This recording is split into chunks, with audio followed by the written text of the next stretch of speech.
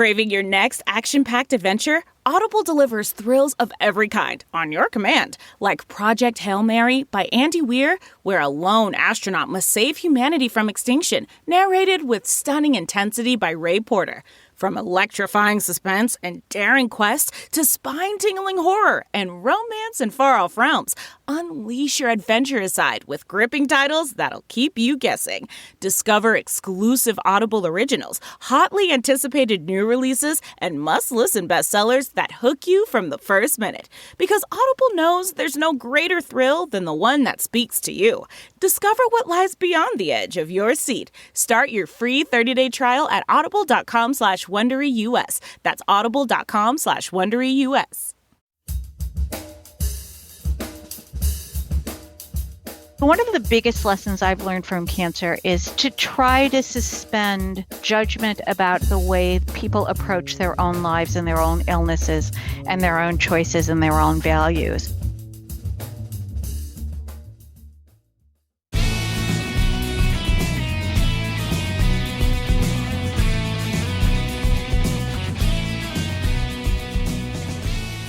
From Offscript Media, I am Matthew Zachary, and this is Out of Patience. On the show today, a luminary in the annals of cancer advocacy, the one and only Gwen Darien. While she may be the EVP for patient advocacy at the National Patient Advocate Foundation and the Patient Advocate Foundation, her story runs much deeper, 30 years deep, in fact, into the past, where a young, passionate student of photography and contemporary art had her life interrupted with a cancer diagnosis and found herself on a different path, one born of her own condition, but not one to define her. Gwen is the creative force behind not one, but two groundbreaking cancer magazines, MAMM, MAMM, a women's magazine for anyone whose life has been affected by breast cancer or reproductive cancers, and CR Magazine, the official publication of the American Association of Cancer Research. No small doings here, folks. Throughout the course of our conversation, I make continued reference to a recent commentary she published with the National Academy of Medicine about her life's work in 3 chapters. There's a link to that in the episode description. Now, I mean this sincerely. Gwen has been a hero of mine, a source of inspiration, and a mentor who's shown me how to truly make the most of the time we have been given. Enjoy the show. Gwen Darien, thank you so much for joining me here on Out of Patience. I am so excited to go down the rabbit hole with you as early 90s survivor trendsetters, one might argue.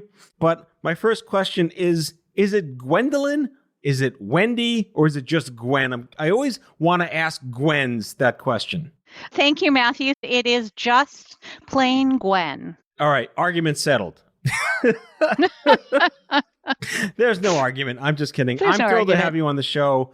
Again, I love interviewing friends and colleagues I've known for a million years. And I think the perspective I like my listeners to learn about is how do we get from there to here? And who are the geezers, right, that were in the back of the bus a million years ago? What was life like before the internet existed and the AOL CDs prevailed the land, right, roaming free across every street, sidewalk, curb? It was a moment in time you cannot replicate. And you were there, regrettably, because you had cancer. But you were there. But, you know, I read your piece. We're going to make a reference to it, your commentary, Transformation, My Experience as a Patient and an Advocate in 3 chapters. I actually read it. I swear I read it. I took lots of notes. It's covered in like fluorescent yellow highlighter, and I have a lot to talk to you about. But, you know, no one plans to be a cancer survivor. No one wakes up and, I can't wait for that chemotherapy to flow through my blood. Life for you was relatively normal, and then all of a sudden, boom. Yeah. My question for you is, so you had non-Hodgkin's lymphoma, and the question is, like, that doesn't sound like cancer, does it? Yeah. It doesn't, and they actually don't. It's a hematological cancer, and so they often, I don't know if it's sort of polite words that they try to use to make it not sound like cancer, but it is definitely cancer. It's cancer of the lymph system. Right, and I've heard so many stories about, that's okay, right? No, it's cancer. then just No, say it's it's cancer, right? Yeah. You were ahead of your time by asking a provocative question, which one might argue is not so provocative anymore, which is, you should ask me more about me and my life than just care about my biology. Was that precociousness embedded in you, or were you just like pissed that this is happening to you and you wanted to feel like a person? I don't think that I was angry so much as I was terrified. And I couldn't figure out what had happened to me. I was 35 years old. I was directing a contemporary art center in Los Angeles. I had just moved from New York to Los Angeles, and I was on loan to Los Angeles. As my husband said, I was on loan to the suburbs recently, but I was sort of at the height of my career, and I was having a really great time, but there was something wrong.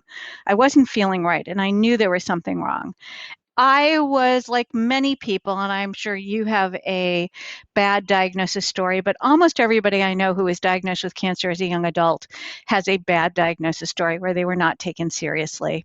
What I was really looking for was, how does this diagnosis, which everybody told me was, I mean, they were kind of scratched their head and said, but you're so young and you seem so healthy. How was this diagnosis, how did it fit into who I was and what the rest of my life was going to be like? Because after we got through the cliched, terrible good news, bad news delivery of the diagnosis, you've got cancer. The bad news is you've got cancer. The good news is we can treat it, which I guess was supposed to be comforting. Yeah, right. Yeah. I was just in complete shock. I was in the land of the sick. And as Susan Sontag wrote in her great book that so many of us read at that point, Illness as Metaphor, all of a sudden I went from the land of the very healthy young adults to the land of illness where it was very alienating, and I was not like any of my peers or any of my family or anybody else for that. I mean, it was just a very profoundly disorienting, disconnecting, and terrifying experience. And I think the other thing that happens is when you're in the middle of treatment, and I'm not sure if you had a similar situation, but you're sort of in the middle of the treatment, you just kind of get into the middle of the treatment rhythm, and you don't really think about it as much as you do afterwards. And so I don't think I thought about it as much during that time, but afterwards I'm like, wait a minute, what just happened to me? How did that happen? How did I get through this? What am I going to do next? And what is my life going to look like? I was 36 years old when I finished cancer treatment. So there were so many things going around in my mind, and there were so many things going around, I assumed, and other people had similar experiences, that I really needed to connect with those other people. I really needed to be able to give meaning and to an experience that felt so like it could be very meaningless. And one of the things that propelled me from the beginning was the idea that, and I've written and thought about this a lot, that cancer was not a gift. I hate that. Happy birthday. Yeah. I mean, I hate that way of looking at it, but it did absolutely change my life. And so if it was going to change my life, I had to think about how I could give meaning to that change. And that's when I started asking questions. And that's when I started thinking about what that experience meant to other people. And that's when I started trying to connect with people to help be part of a community, to help inspire a community, to create a world and to create something around me where I could help do something different for people who came after me and people who came before me. And I couldn't just go back to my regular life. I was directing a contemporary art center at that point. It just didn't seem like what I should do at that point. And how many AOL CD fake accounts did you create in the 1990s to build that community? I'm totally kidding. I actually never did, and I didn't even have a cell phone for a while until one time I was in a meeting and standing next to phone booths with my phone card, thinking this is absurd. What's a phone booth? I'm going to go get one of those. Get one of those giant phones that you can barely carry around in your purse. This is ideally a young adult cancer story, and I want to focus on that because, we always talked about how, actually, I'll say it this way. A lot of the feedback I got, possibly negative, was, well, why is young adult cancer so special? It wasn't so peachy in my 70s. And my first response is always, if you have to ask, you'll never know. But the real response is that it's not better or worse, it's different. And I don't want to skip over the fact that you said something very important and passionate to who you were and who you are, which is the arts. You had a career in the arts. It's your passion, yes. It's your purpose, and that was interrupted. Can you tell me more about what it was like to have that perceivably ripped away from you and how you kept it close and what role it served to get you through all this crap? I sort of transitioned out of the art world into other things, and it still informs so many things that I do. But there was a period of time where I was kind of exploring and thinking about what I was going to do and how I was going to make a transition in my career.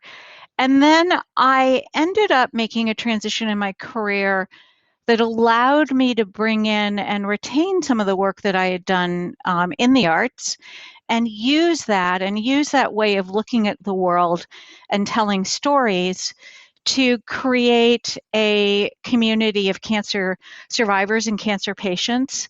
And so I started a magazine for people with cancer called MAM, and that's how, Matthew, how you and I met.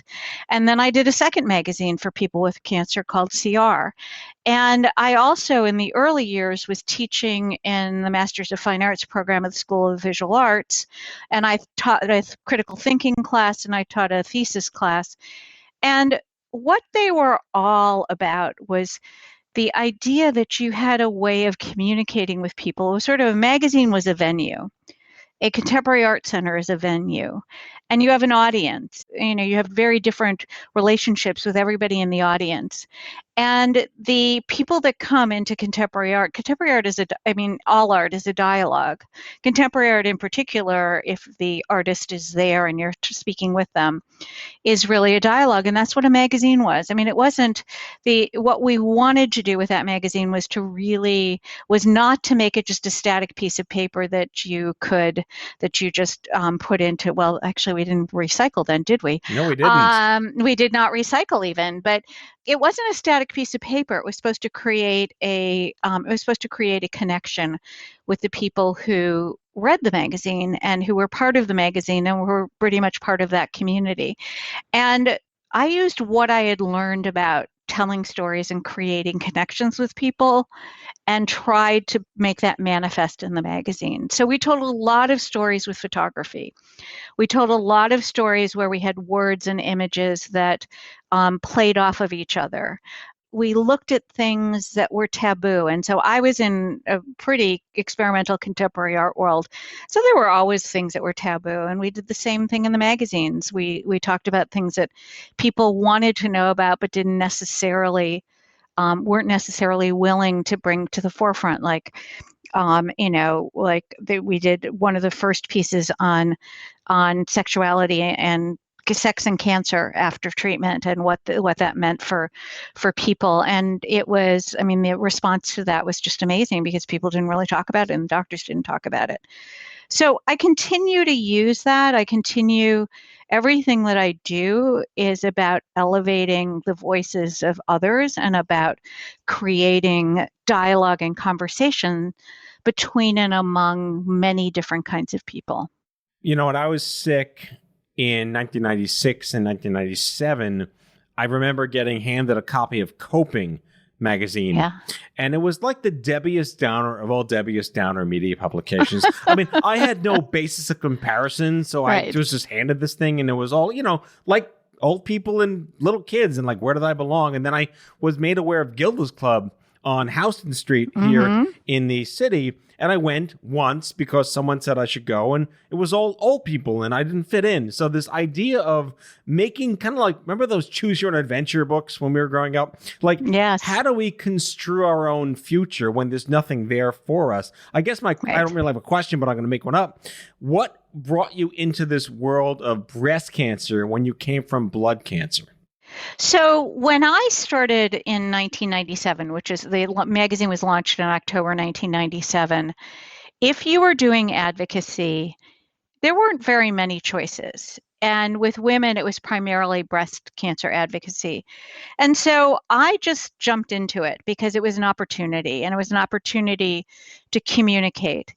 And what we did that was actually a little more radical than what other people did is that we actually used breast and reproductive cancer, and we were among the first groups that really focused on ovarian cancer and cervical cancer and endometrial cancer as well. And so it was really much more about what were the opportunities for advocacy than actually having to make a complete match between my experience and other experiences. Because I still got to talk. I mean, there still are many universal experiences that people have, even though everybody's cancer is different and everybody's experience is different and everybody's life is different. We still have a lot of things in common. And so that's why I jumped into it. It was really because of the opportunity of patient advocacy, and the breast cancer community, which learned from the AIDS community, which learned from the women's health community, was really the place where public advocacy was happening. And there was some work in prostate cancer advocacy of all the men's cancers, but that was a very different kind of advocacy. Women in breast cancer really, they took to the streets. They actually early on took some pages out of the playbook. I can't believe I'm using a sports metaphor. I've never watched sports in my life. I forgive you. It's okay. They took some pages out of the HIV/AIDS activist group and actually chained themselves to the, I'm not sure if it was the fences of Genentech for access to a drug that was helpful for a particular kind of breast cancer.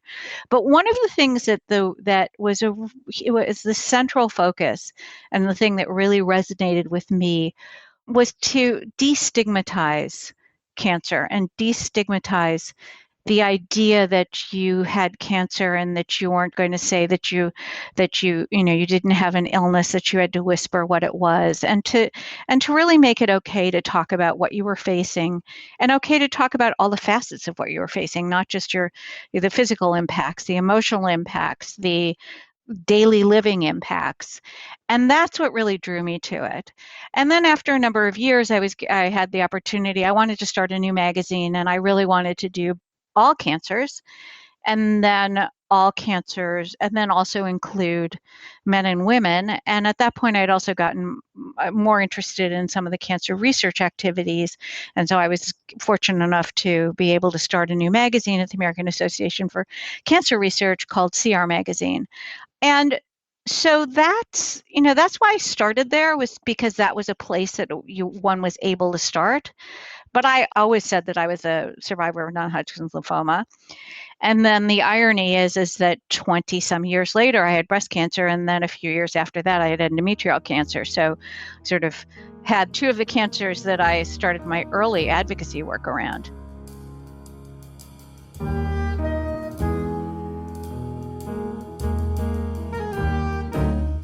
Back with our guest after the break.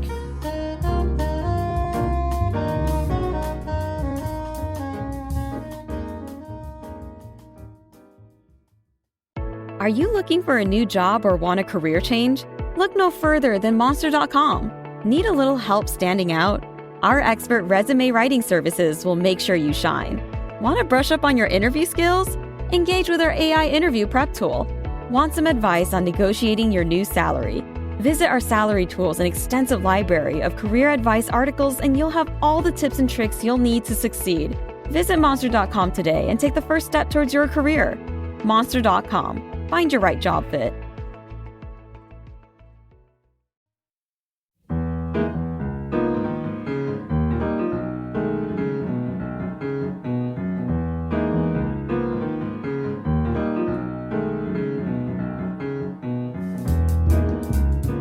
On the heels of what you just talked about, Gwen, my entry point into the cancer world was a guy, I think you know him, Craig Lustig. Mm-hmm. And Craig he went to my alma mater. He's bald, Jewish, from New York, grew up in New York City, and had brain cancer. Talk about niche peer community.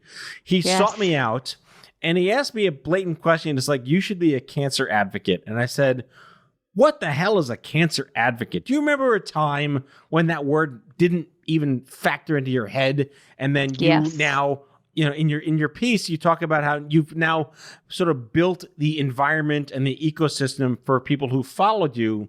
I like to say, so it sucks a little less. I think it sucks a lot less for what you put together. But I guess if you're looking in your rearview mirror at this point, here you are X many years later, 3 cancers later, it's no small potatoes to start like 2 major cancer publications and work for AACR, the American Association of Cancer Research. That is an extraordinary organization that will be profiled on the show at some point. Did you say, like, how'd I get here? How am I still here at some point? Yeah, I guess so. I mean, it's so funny because I had a conversation with one of the people on our team, and I am currently at the Patient Advocate Foundation and the National Patient Advocate Foundation, actually currently and forever, I should say. And I lead the patient advocacy and engagement and education program there, which is the dream of all my dream jobs, which is to work at this intersection of direct patient services and really healthcare system change. And so one of the young people on our team, I hate saying my team, but our team, said to me, "You've had an epic life." Now, this is a young person saying epic, and I started to say to her, "Yeah, but except for those 3 cancers." And then I realized that was actually the wrong way of looking at it. And I reframed it for the past couple of years into yes and. And so I've tried to take but out of my vocabulary. So yes, and I had 3 cancers. And I got married later in life and have an incredible life partner. And I was not able to have my own children and have the most amazing stepchildren who I've known now that have more than half of their lives. So I've started to think about it as an and. So whether that means it sucks less or whether it means it just is the way that my life path has gone, I'm not sure. I'm not sure I ever really saw the end. When I started, I didn't have a path in. I didn't have a path in mind. I also have been very fortunate in being able to really create every job I've had, and to pull together groups of people to work towards a very similar goal. The underlying value of everything that I do is around equitable access to affordable quality healthcare for all. So it's all about equity. It's all about social justice. It's all about healthcare as a right. It is about learning. I learn every day, and I don't just learn one thing. I learn multiple things. And I keep on growing this group of people from whom I learn all these extraordinary things. And I try to do this all within the framework of our socio-political framework, which is which is more than a little disturbing right now, but it is also energizing me even more to do the work that I'm doing now because of the threat to equitable, affordable, quality healthcare. Is it even possible, though, that your colleague just thinks you're epic in general, irrespective of your cancer? Like, take the compliment, Gwen. Take the compliment. I think so. Well, that's how I chose to. I think so, because I told her that, and she was laughing. Yes, I think so. I think so. She's very fantastic. But it is, as a cancer survivor, my first response was, but. Right. And then I thought, no, my first response should be and. I want to go back to, again, your piece that you wrote. You had cancer 3 times. You had non-Hodgkin's lymphoma, breast cancer, and endometrial cancer. The first time you never felt like you were heard as a person. The second time you kind of went in unprepared, but it happened again. And the third time, it's like if I had a third kid, there'd be no photos. They'd be invisible. Like the first 2 have taken up all my time. Good luck raising yourself. When you walked in there, I read that your doctor said endometrial, it's the boring cancer compared to what you've been through.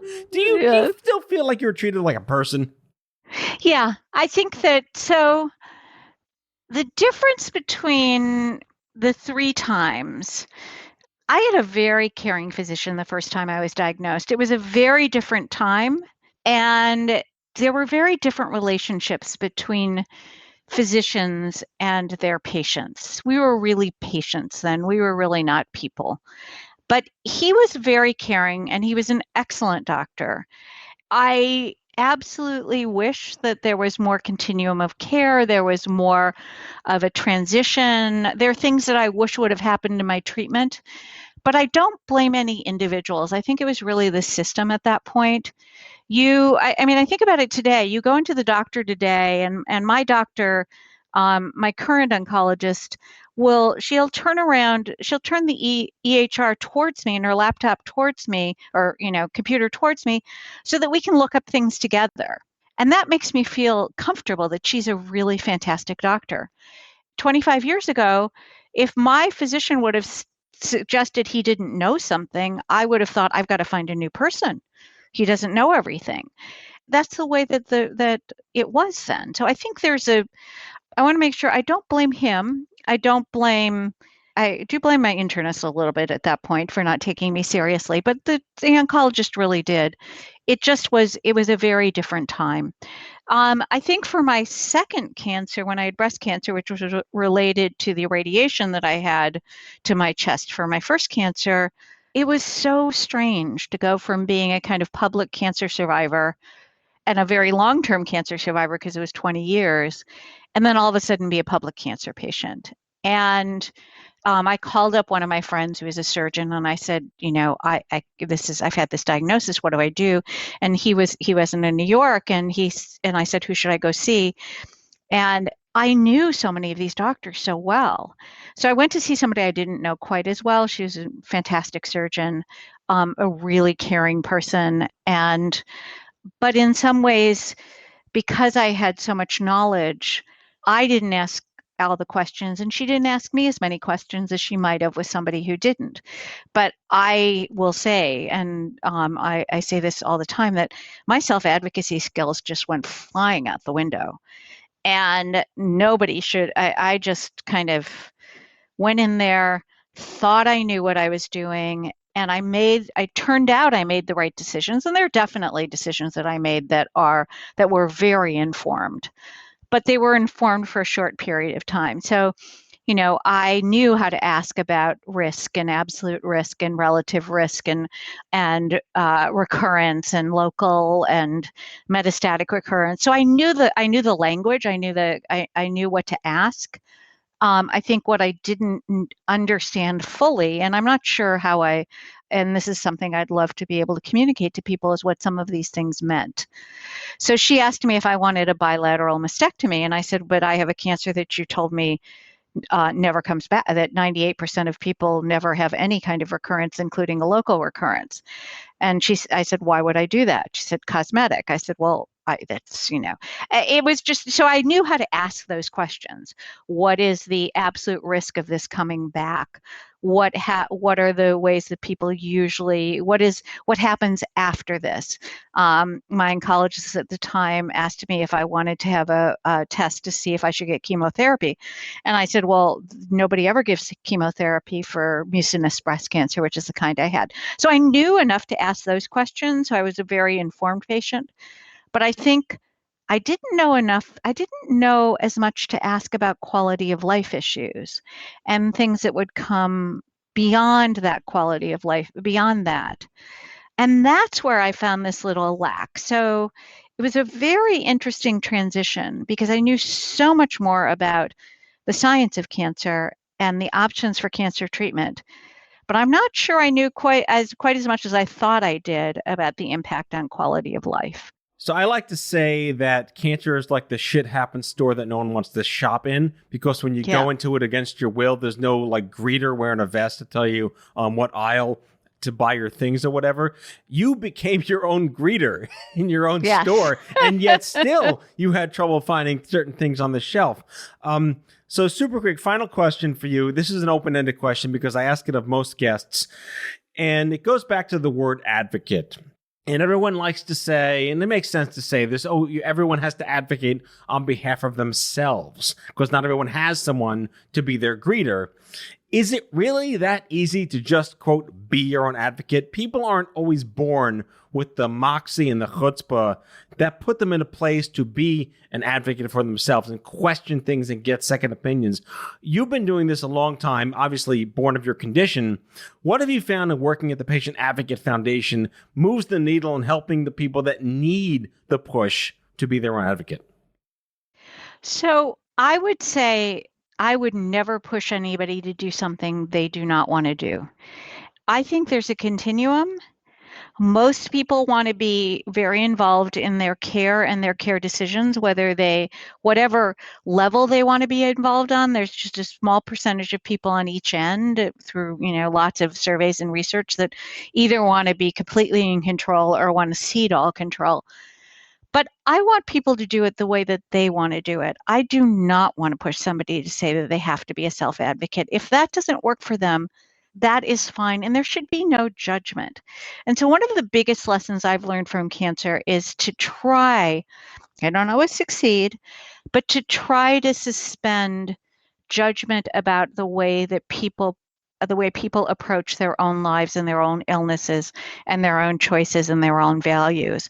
So what I try to do, and what our case managers and the people who work in direct patient services try to do, is we try to get people to articulate what their values and their goals are, and then think about how they want to go through their experience of illness and recovery or chronic illness based on those values and those goals.